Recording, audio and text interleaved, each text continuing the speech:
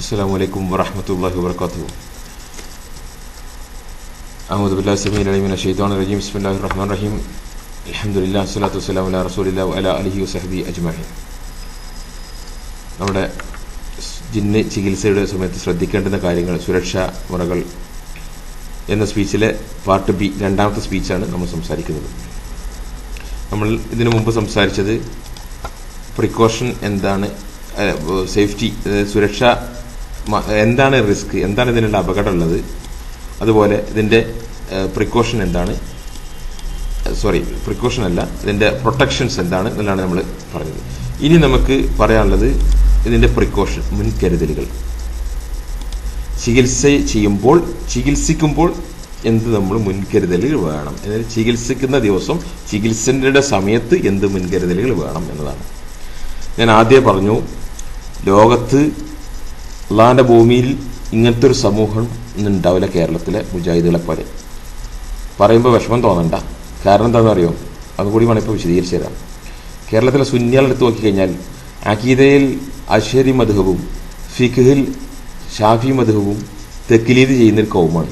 നിങ്ങൾ ആരടാൻ ചോദിച്ചാൽ രണ്ടുപേരിലെ ഉത്തരം പറയാൻ പറ്റും. ജമാഅത്ത് ഇസ്ലാമിക്കാരുണ്ട്. നിങ്ങൾ ആരടാൻ ചോദിച്ചു കഴിഞ്ഞാൽ ഇന്ത്യയിൽ 1947 കാലഘട്ടത്തിൽ ഇന്ത്യയിലുണ്ടായിരുന്ന അബ്ദുല്ലാ മൗദൂദി പറഞ്ഞതും പഠിപ്പിച്ചതോടെ ഞങ്ങൾ പറയുന്നത് ഒരു സെന്റൻസ് ഉത്തരം പറയാൻ പറ്റും. മുജാഹിദുകളെ സംബന്ധിച്ചിടത്തോളം നിങ്ങൾ ആരടാൻ ചോദിച്ചു കഴിഞ്ഞാൽ ഒരു ഉത്തരമില്ല. കുറേ മൗലവികളെ പേര്, അറബി മനുഷ്യകളെ പേര് എടുത്തിടും. പക്ഷെ ഇവിടെ അവസാനം എടുത്തു നോക്കിയാൽ ഒരു അമ്മാനുവലിൻ്റെ തഫ്സീർ എഴുതിയിടുന്ന ഇബ്നു കത്തീറിനെ എഴുതിയിട്ടുണ്ട്, ബൈലാവിനെ എഴുതിയിട്ടുണ്ട്, മറ്റേ വണ്ണാങ്കട്ടീനെ എഴുതിയിട്ടുണ്ട്, ജരീറിനെ എഴുതിയിട്ടുണ്ട്. റാസി ജീവിതകാലത്ത്, ഇമാം റാസി അദ്ദേഹത്തിന്റെ ജീവിതകാലത്ത് എഴുതിയിട്ടുള്ള മുഅ്തസില കിതാബ് അദ്ദേഹത്തിന്റെ അവസാന കാലത്ത് അദ്ദേഹം തന്നെ തൗബ ചെയ്ത് വലിച്ചെറിഞ്ഞ ഗ്രന്ഥം, ഇമാം റാസിന്റെ ഗ്രന്ഥ ചവറ് നോക്കിയിട്ട് എഴുതിണ്ടാക്കിയാണ് അമ്മാനുവലിന്റെ തഫ്സീർ. സയ്യിദ് ഖുത്ബ് ലോകത്തുള്ള തീവ്രവാദത്തിന്റെ സകല ചിന്തയും കുത്തിമനഞ്ഞുണ്ടാക്കിയ കിതാബ്, ഇസ്ലാമിന്റെ അക്കീദക്ക് വിരുദ്ധമായിട്ടുള്ള ഇത് എഴുതി വെച്ചിട്ടുണ്ട് സയ്യിദ് ഖുത്ബിന്റെ പുസ്തകത്തിൽ. അതൊക്കെ നോക്കി എഴുതിണ്ടാക്കിയാണ്. അങ്ങനെ ഒരു സകല ഗുലാബി തഫ്സീറും അതിന് 10ാം ക്ലാസ്സിൽ 1ാം ചാൻസിൽ ഫസ്റ്റ് ചാൻസ് പാസ്സായ എത്ര ഉണ്ട് നമ്മളെ പണ്ഡിതന്മാരിൽ. ഞാനീ ഒരു വസ്തുവിനും പറ്റാതെ, അണ്ടി പെറുക്കാനും പറ്റാത്ത യോഗ്യതയില്ലാത്ത വീട്ടിലൊരു ഭാരമായി വരുമ്പോൾ മാതാപിതാക്കൾ ഇനിയിപ്പോൾ എന്താ ചെയ്യുക, ഇവൻ 10ാം ക്ലാസ് തോറ്റു, അല്ലെങ്കിൽ ഇവന് എന്താ പറയുക, ഇവിടെ ഒരു കോളേജിൽ അഡ്മിഷൻ കിട്ടുന്നില്ല, ഇവനെ ഇനി ജാമ്യത്തിൽ തന്നെ കൊണ്ടുപോയി ചേർക്കേണ്ടിയിരുന്നത് ഇവനെ അറബി മനുഷ്യയാക്കി. അങ്ങനെ ആ രീതിയിലുള്ള 3rd ഗ്രേഡ് ചാവറുകൾ പണ്ഡിതന്മാരായി എന്ന് പറഞ്ഞുകൊണ്ട് അറബി മനുഷ്യകൾ കേവലം അഫ്ദൽ സിലബസുകൾ പോയി പരിശോധിച്ചിട്ടുണ്ടോ? ഒരു സെക്കുലർ യൂണിവേഴ്സിറ്റിയിലെ ചവറ് സിലബസാണ്. ആ സിലബസ് പഠിച്ചവനാണ് എന്ത് ചെയ്യുന്നത്, ഈ അഫ്ദൽ ഉലമയായിട്ട് രംഗത്ത് വരുന്ന പണ്ഡിതന്മാർ. ഇതുപോലുള്ള 100 കണക്കിന് ചവറുകൾ വന്നുള്ള ആരുടെ നിങ്ങളെന്ന് ചോദിച്ചു കഴിഞ്ഞാൽ ഒരു അഡ്രസ്സും ഇല്ല.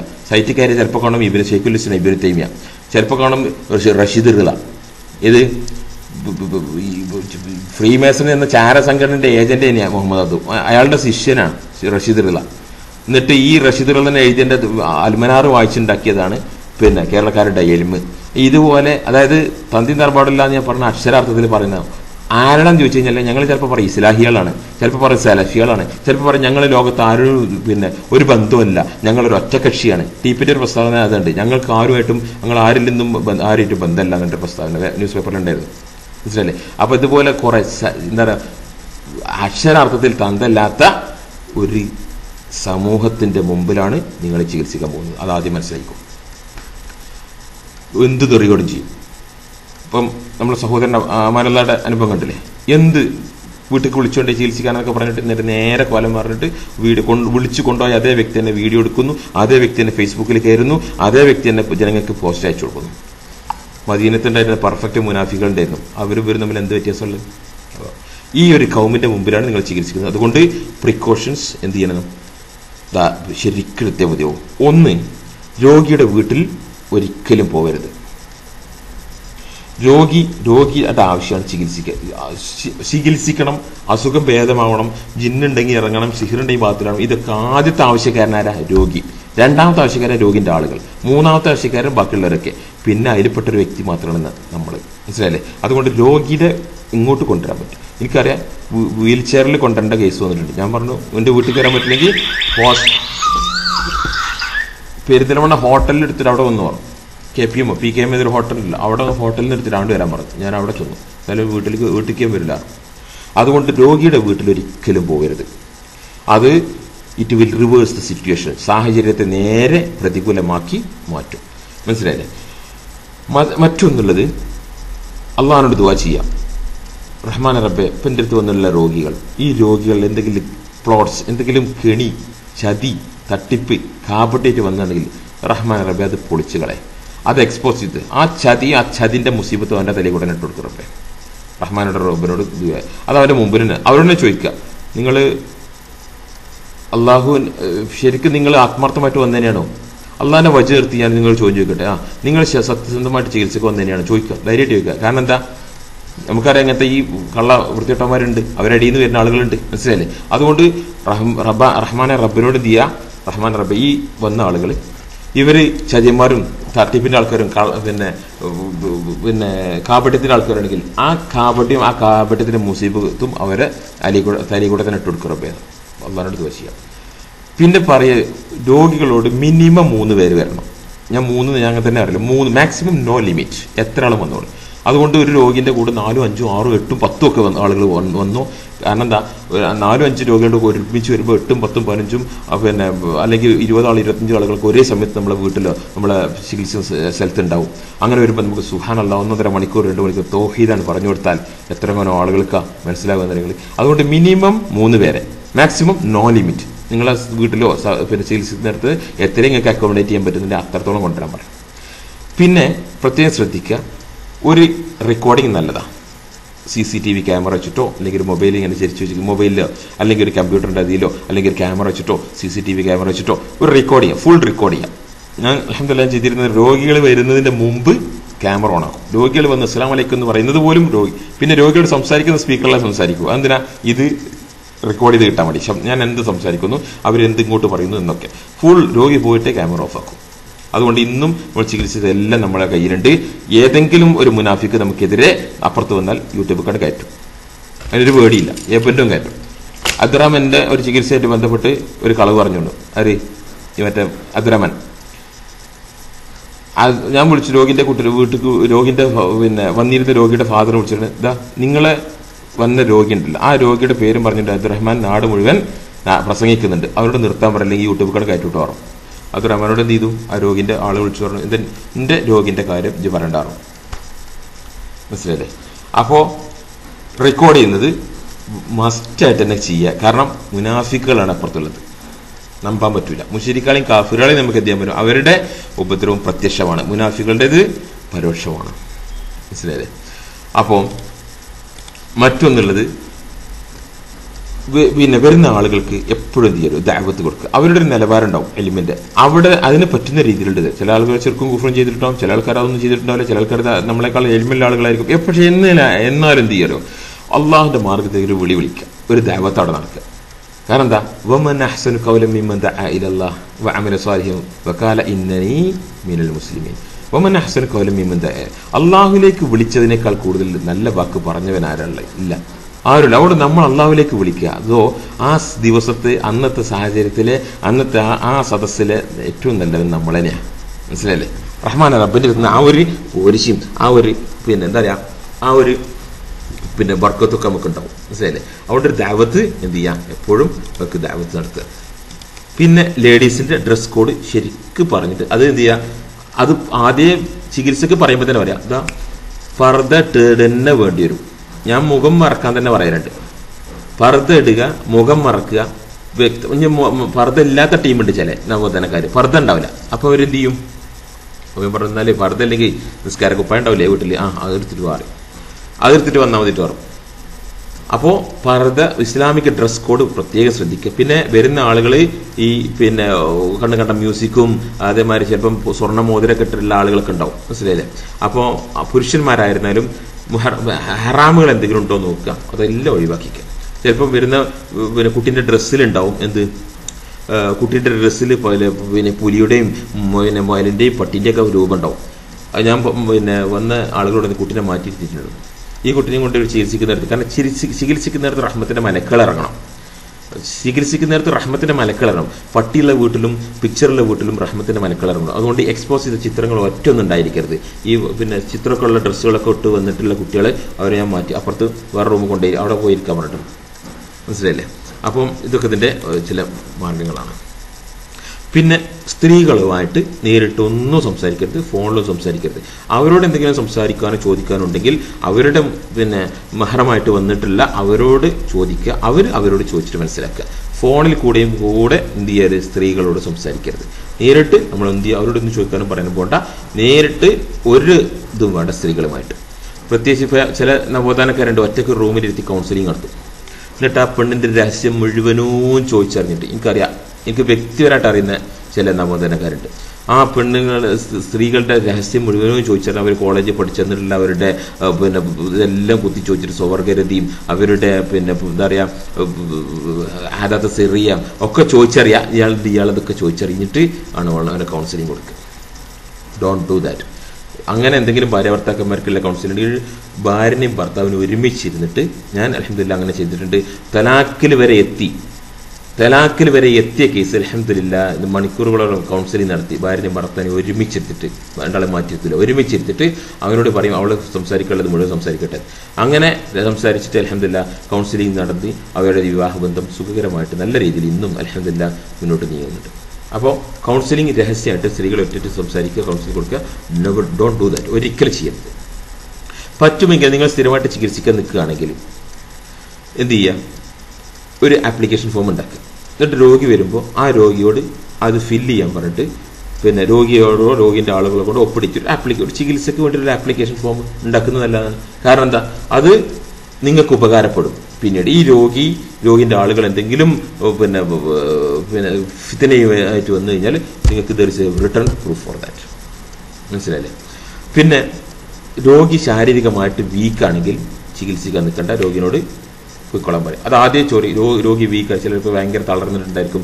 വീക്കായിട്ടുള്ള സിറ്റുവേഷൻ ആണെങ്കിൽ നിങ്ങൾ വല്ല ഹോസ്പിറ്റലിൽ കൊണ്ടുപോയി പിന്നെ വല്ല ഇഞ്ചക്ഷനൊക്കെ കൊടുത്ത് അല്ലെങ്കിൽ ഗ്ലൂക്കോസ് ഒക്കെ കൊടുത്ത് ഒക്കെ ഫ്രഷായി നിങ്ങളെ ഈ രോഗിയുടെ വീക്ക് ആ സിറ്റുവേഷനിൽ എന്ത് ചെയ്യരുത്, ഓതാൻ നിൽക്കേണ്ട. ചൈത്താൻ ഹാജറാകുമ്പോൾ കൂടുതൽ അപകടം വരും, അപകട മരണങ്ങൾ അങ്ങനത്തെ സമയത്താണ് ഉണ്ടാവുക. രോഗി വീക്കാണോ, ഡോണ്ട് ഡു ദാറ്റ്. ചികിത്സിക്കാൻ നിൽക്കരുത്.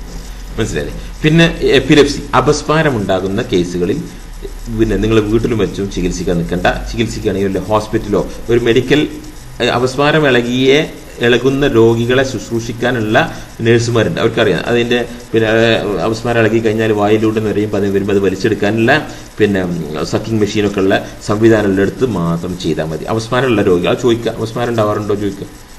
ഇല്ലെങ്കിൽ മാത്രം അപസ്മാരമുള്ള കേസുകളിൽ എന്ത് ചെയ്യുക, അത് ഒരു ഹോസ്പിറ്റൽ ഫെസിലിറ്റീസിലെടുത്ത് ചെയ്യുക. അല്ലെങ്കിൽ അതിന് ബാംഗ്ലൂരിലേക്ക് പറഞ്ഞാൽ ബാംഗ്ലൂരിൽ ഒരു ഫെസിലിറ്റീസും കാര്യമെല്ലാം ഉണ്ട്. ബാംഗ്ലൂരിലുണ്ട്, ഹൈദരാബാദിലുണ്ട്, അവിടെ പോയിക്കോട്ടെ. മനസ്സിലല്ലേ? അപ്പോൾ മറ്റൊന്ന്, രോഗികളെ അടിക്കുകയേ ചെയ്യരുത്. അതിന് പകരമായിട്ട് നിങ്ങൾക്ക് എന്ത് ചെയ്യാൻ പറ്റും, രോഗികളെ അടിക്കേണ്ട ആവശ്യമില്ല. ഇനി പിന്നെ അങ്ങനെ ചെയ്താൽ ഹാജറാകുന്ന സമയത്ത് എന്ത് ചെയ്യാനോ, ഒരു സ്കെയിലോ ഒരു പേനയോ അല്ലെങ്കിൽ പിന്നെ എന്താ പറയുക എന്തെങ്കിലും ഒരു പേനയും സ്കെയിലൊക്കെ മതി. അതിങ്ങനെ വെച്ചിട്ട് എന്ത് ചെയ്യുക, പുരുഷൻ ആണാണെന്നുണ്ടെങ്കിൽ നമുക്ക് അവിടെ ടച്ച് ചെയ്യാലോ. അവൻ്റെ ആ കൈയിനെ എടുത്തിട്ട് ഇപ്പം നമ്മളെ കൈ കൊണ്ട് നമ്മൾ അവൻ്റെ കയ്യിൽ ഇങ്ങനെ പിന്നെ വരക്കുന്ന രീതിയിൽ എന്നിട്ട് എന്ത് ചെയ്യുക, അപ്പോൾ അവിടെ ഇങ്ങനെ ടച്ച് ചെയ്യുന്നുള്ളൂ, അങ്ങനെ വരക്കുന്നത് പോലെ, എന്നിട്ട് ഇങ്ങനെ അറക്കുന്നത് പോലെ കാണിച്ചിട്ട് ഇപ്പോൾ കാത്തിലും ഔലിയാ ഷെയ്ത്താൻ ഇന്ന കഥ ഷെയ്ത്താനി കാണാൻ ലൈഫ അല്ലതിന് അമന യുക്കാത്തിലുള്ള ഫിസബീലുള്ള വല്ലതിനെ കപ്പുറ യുക്കാത്തു ആ കിതാലിൻ്റെ യുദ്ധത്തിൻ്റെ ആയത്തുകൾ അങ്ങനെ ഓതിയാൽ ആ ഷെയ്ത്താൻ അങ്ങനെ ഭയങ്കര പ്രയാസം ഉണ്ടാവും. മാത്രമല്ല വിളിച്ചുകൾ, എന്നെ അറക്കല്ലേ, എന്നെ കൊല്ലല്ലേ, ഇതാണ്. അപ്പം ചില നവോത്ഥാനക്കാർക്കൊരു സംശയം, അത് ഷെയ്ത്താൻ കളവ് പറഞ്ഞാണെങ്കിലോ, കളവ് പറഞ്ഞേക്കൊള്ളൂ. എൻ്റെ സലഫി എത്ര കളവ് പറഞ്ഞുകൊണ്ട് നടക്കുന്നുണ്ട്, നിന്റെ പിന്നെ അറബി മനുഷ്യകളെ എത്ര കളവും പറഞ്ഞുകൊണ്ട് നടക്കുന്നുണ്ട്, പിന്നെ ഇപ്പം ഷെയ്ത്താനെ കളവ് ചെയ്യാൻ എനിക്ക് ഇത്ര. അതുകൊണ്ട് ഷെയ്ത്താൻ കളവ് പറഞ്ഞുകൊണ്ട് സത്യം പറഞ്ഞത് ഡോണ്ട് മൈൻഡ് ഇറ്റ്. കാരണം ഷെയ്ത്താൻ അവിടെ പരിശുദ്ധ ഖുർആൻ ഓതുന്ന സമയത്ത് എന്ത് ചെയ്യും, പിന്നെ ഈ രീതിയിൽ ചെയ്തു കഴിഞ്ഞാൽ അത് അവന് ശരിക്കും ബാധിക്കുക തന്നെ ചെയ്യും. അതൊക്കെ നിങ്ങൾ അവിടെ പിന്നെ ഒളിയും വെളിയും നിന്ന് പിന്നെ നിങ്ങൾ നോക്കുകയാണെന്നുണ്ടെങ്കിൽ നിങ്ങൾക്ക് അള്ളാന്റെ കലാമിൽ അത്രയേ ഉള്ളൂ എന്ത് യഖീനുള്ളൂ എന്ന് മനസ്സിലായില്ലേ? ഇങ്ങനത്തെ ഈ എരപ്പ ചോദ്യമൊക്കെ ധാരാളം നമ്മുടെ സൈറ്റിൽ കൂടെ ഇഷ്ടംപോലെ വരുന്നുണ്ട്. ആ ചോദ്യമൊക്കെ ചോദിച്ചാൽ തന്നെ നിലവാരം പോകും, ചോദിക്കരുത്. മനസ്സിലായില്ലേ? പിന്നെ മറ്റൊരു പോയിന്റ്സ് ഉള്ളത് ഇതിൻ്റെ പ്രതിഫലമാണ്. പ്രതിഫലം ഞാൻ നിങ്ങളോട് പറഞ്ഞു തന്നെ, എന്തൊരു ജോലിയാകട്ടെ, എന്തൊരു പ്രവൃത്തിയാകട്ടെ, ഇപ്പോൾ പരിശുദ്ധ ഖുർആൻ പഠിപ്പിക്കുക, പരിശുദ്ധ ഖുർആൻ പകർത്തി എഴുതുക, പരിശുദ്ധ ഖുർആൻ അച്ചടിക്കുക, പ്രിന്റ് ചെയ്യുക, അതിന്റെ സീഡ് ഉണ്ടാക്കുക, അതിന്റെ പ്രൊജക്ട് ഉണ്ടാക്കുക, അതിന്റെ സോഫ്റ്റ്വെയർ ഉണ്ടാക്കുക, എല്ലാം അല്ലേ സുബ്ഹാനല്ലാഹ്. പ്രൊജക്ട് ഖുർആനുമായിട്ട് ബന്ധപ്പെട്ട് ഒരുപാട് സംഗതികളുണ്ട്.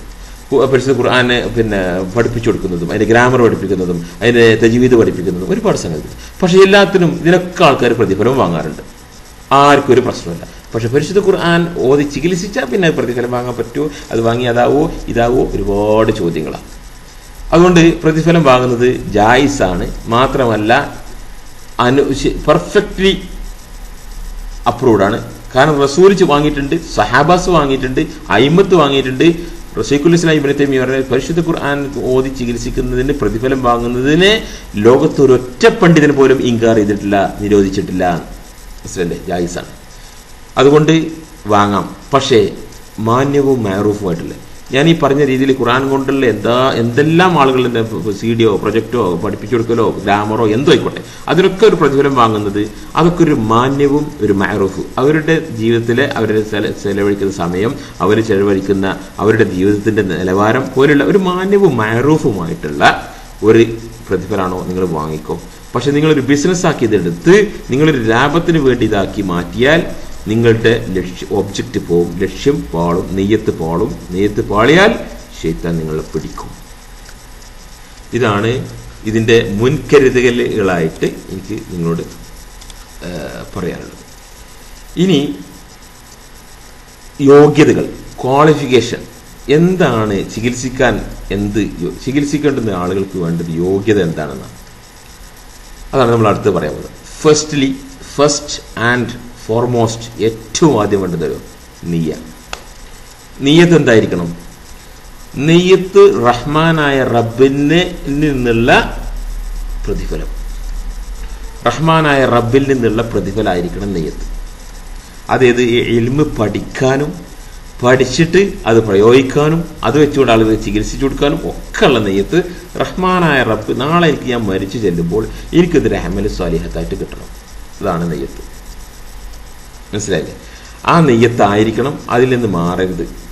അതാണ് ഇതിൻ്റെ പ്രൈമറി നെയ്യത്ത്. മാത്രമല്ല ഈ നെയ്യത്തോട് കൂടി നമുക്ക് ഒരുപാട് സബ്ബായിട്ടുള്ള നെയ്യത്തുകൾ വെക്കാൻ പറ്റും. ചില ഉദാഹരണങ്ങൾ ഞാൻ പറഞ്ഞുതരാം.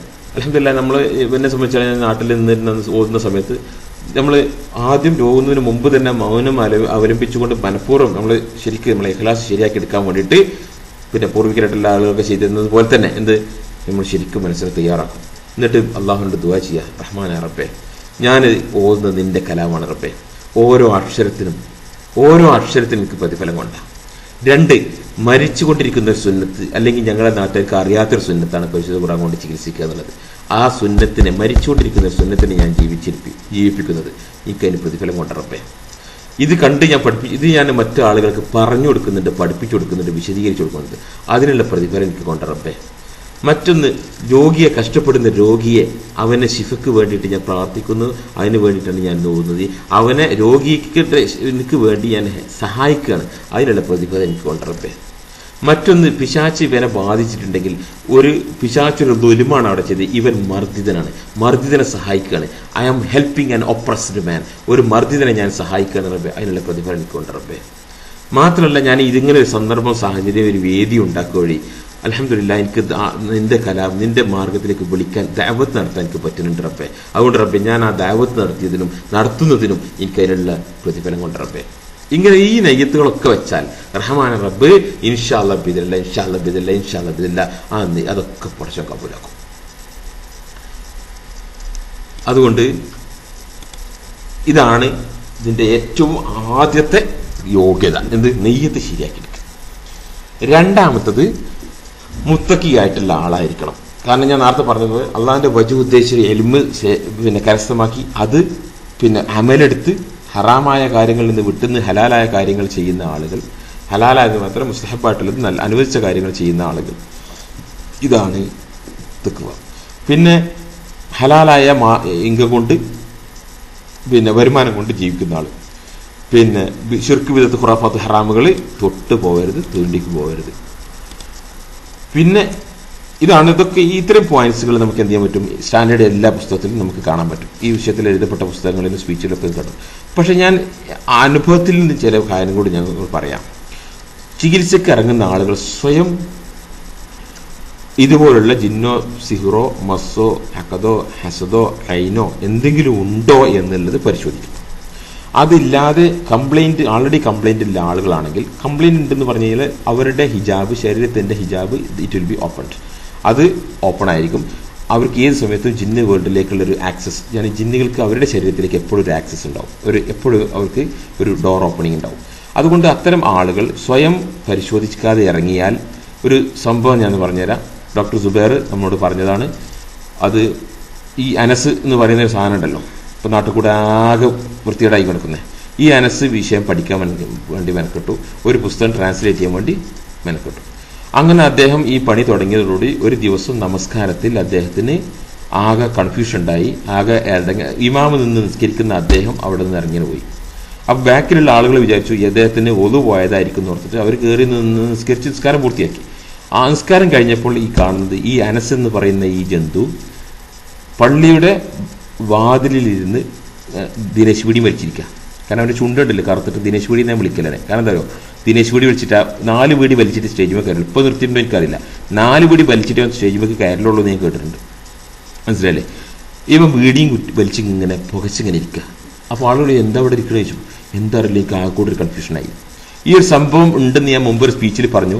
അതാരോ അവനോട് ചോദിച്ചു. അപ്പോൾ അവൻ വെല്ലുവിളിച്ചു. ഉണ്ടെങ്കിൽ ഹിഫ്സുർ റഹ്മാനെ ഞാൻ വെല്ലുവിളിക്കുന്നു, സാക്ഷികളെ കൊണ്ടുവരട്ടെ. എന്തിനോടെ സാക്ഷി? നീ എന്നോട് സാക്ഷി, ഏറ്റവും വലിയ സാക്ഷി. പിന്നെ നിന്റെ കൂടെ അന്ന് നമസ്കരിക്കാൻ ആരുണ്ടായിരുന്നു നമുക്കറിയില്ല, നിനക്കറിയുള്ളൂ.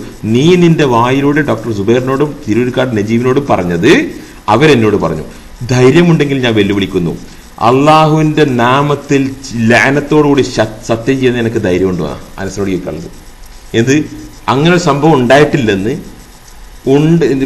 ഞാൻ കളവ് പറയാം. നീ ഉണ്ടായിട്ടില്ല എന്ന് നീ കളവ് പറയുകയാണെങ്കിൽ അള്ളാഹിന്റെ പേരിൽ ലാനത്തോട് കൂടിയിട്ട് സത്യം ചെയ്യാനുള്ള ധൈര്യം ഉണ്ടോ എന്നാ ചോദ്യം. അതുകൊണ്ട് ഈ അസുഖമുള്ള ആളുകൾ ഈ രംഗത്തേക്ക് ഇറങ്ങിയവരൊക്കെ എന്ത് ചെയ്തിട്ടുണ്ട്, പിടുത്തപ്പെട്ട് പോയിട്ടുണ്ട്. പലരും പെണ്ണ് കച്ചറി കൂടെ ആയിട്ടുണ്ട്. അപ്പോൾ പലർക്കും പല രീതിയിലുള്ള പ്രശ്നങ്ങൾ വരാം. അതുകൊണ്ട് സ്വയം ആ കംപ്ലൈന്റ് ഇല്ലാത്തവരാണെന്ന് ആദ്യം ഉറപ്പുവരുത്തുക. രണ്ട് ഒരു എക്സ്ട്രാ പ്രിക്കോഷൻ ഞാൻ പറയുന്നത്, സ്വന്തം നമ്മുടെ ജീവിതത്തിലൊക്കെ റഹ്മാനായ റബ്ബ് നമ്മളെ കൊണ്ട് തൃപ്തിപ്പെട്ടിട്ടുണ്ടോ പൊരുത്തപ്പെട്ടിട്ടുണ്ടോ നമുക്കറിയില്ല.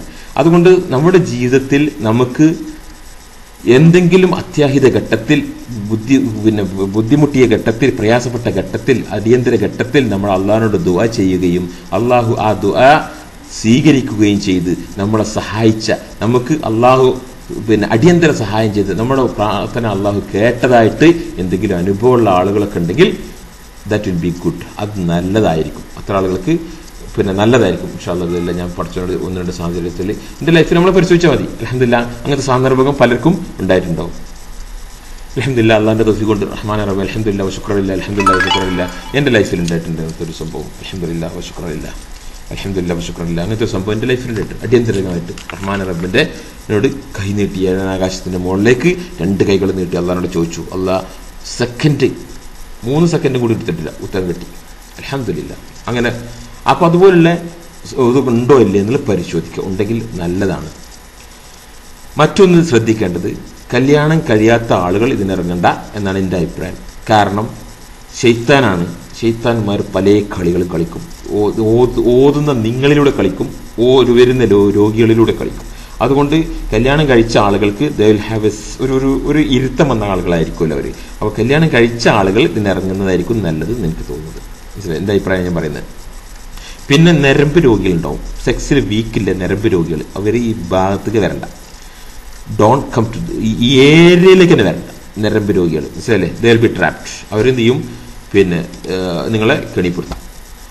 പിന്നെ ഒരു കാര്യം ശ്രദ്ധിക്കേണ്ടത്, നമ്മൾ ഓതുന്ന സമയത്ത് മനസ്സിലാക്കുക, നമ്മൾ അള്ളാഹുവിൻ്റെ കലാമാണ് ഓതുന്നത്.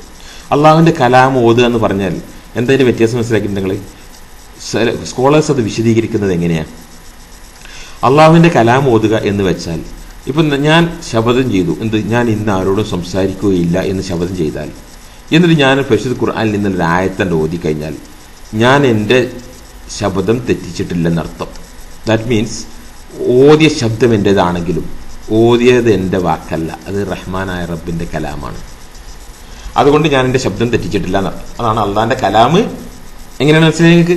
അപ്പം അതുകൊണ്ട് അള്ളാഹുവിൻ്റെ കലാമാണ് നമ്മൾ ഓതുന്നത്.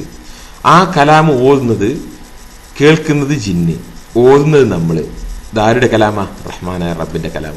സോ നമ്മൾ ഈ ജിന്നിനും അള്ളാഹുവിനും ഇടയിലുള്ള ഒരു ഇന്റർമീഡിയറി, ഒരു ഇടമധ്യത്തിൽ ഒരാളെന്ന് മാത്രം. നമ്മളെ ഫോഴ്സ്, നമ്മളെ ഊക്കും, നമ്മളെ ശക്തി, നമ്മളെ ഈമാനും, നമ്മളെ തക്വീം, നമ്മളെ പിന്നെ പോക്കിത്തരം അല്ലത്. മനസ്സിലായില്ലേ? ഇത് അള്ളാഹ് റഹ്മാനായ റബ്ബിന്റെ കലാം ഞാൻ ഓതുമ്പോൾ അള്ളാഹ് ഈസ് അഡ്രസ്സിങ് ദ ജിന്ന്. അള്ളാഹാണ് ഈ ജിന്നിനോട് സംസാരിക്കുന്നത്. ഈ ആയത്തുകൾ അള്ളാഹ് ഈ ജിന്നിനോട് സംസാരിക്കുകയാണ്. അള്ളാഹിന്റെ ആയത്ത്, അള്ളാഹിന്റെ കലാം ജിന്നിനോട് സംസാരിക്കുകയാണ് എന്ന ഒരു അണ്ടർസ്റ്റാൻഡിങ്ങിൽ നമ്മൾ എന്ത് ചെയ്യുക? നമ്മളൊരു ഇന്റർമീഡിയറ്റ് ആയിട്ട് നമ്മൾ ഓത്തിൽ ശ്രദ്ധിച്ചുകൊണ്ട് അതിന്റെ തുടക്കം മുതൽ അവസാനം വരെ സൂക്ഷ്മമായി അങ്ങനെ ഓതുക. ദറ്റ് ഈസ് വാട്ട് ഈസ് ഒരു ഇന്റർമീഡിയറ്റ് ആയിട്ട് മാത്രം നിൽക്കുക. പിന്നെ മൊത്തത്തിൽ മനസ്സിലാവുന്നത് അൺകോംപ്രമൈസബിൾ, അതായത് ഈ കൂടികളായിട്ടുള്ള ആളുകൾ ഉണ്ടാവുമല്ലോ, അത് എന്തെങ്കിലും ഒരു തെറ്റ് കണ്ട തെറ്റിനെ എതിർക്കാതെ അത് അതിൻ്റെ ഇപ്പം ഇങ്ങനെ അഞ്ഞ് കഴിഞ്ഞ് അറിവാഴുമ്പം ഒരു, അതായത് അൺകോംപ്രമൈസബിൾ പേഴ്സണാലിറ്റി ഉണ്ടാവുന്നതല്ല, ഒരു കോംപ്രമൈസിങ് പേഴ്സണാലിറ്റി. ആരോടും അഡ്ജസ്റ്റ് ചെയ്ത്, ഏത് പിന്നെ വിധത്തിൻ്റെ ആളോടും അഡ്ജസ്റ്റ് ചെയ്ത്, ഏത് കുഫറിൻ്റെ ആളോടും ഏത് പിന്നെ തെറ്റിൻ്റെ ആളോടും അഡ്ജസ്റ്റ് ചെയ്ത പേഴ്സണാലിറ്റി അല്ല. സ്റ്റേൺ, സ്ട്രോങ്, ഒരു എന്താ പറയുക, ടഫ് പേഴ്സണാലിറ്റികളാണ് ഈ ഫീൽഡിൽ പിന്നെ വിജയിച്ച് കാണുന്നത്. ഇതിൻ്റെ മാത്രം ഒബ്സർവേഷൻ അല്ല, ഈ വിഷയത്തിൽ വർഷങ്ങളോളം 20 വർഷം 25 വർഷമൊക്കെ പഴക്കമുള്ള സ്കോളേഴ്സിൻ്റെ പിന്നെ ഒബ്സർവേഷനിൽ നിന്നാണ് എനിക്ക് പോയിന്റ് കിട്ടിയത്.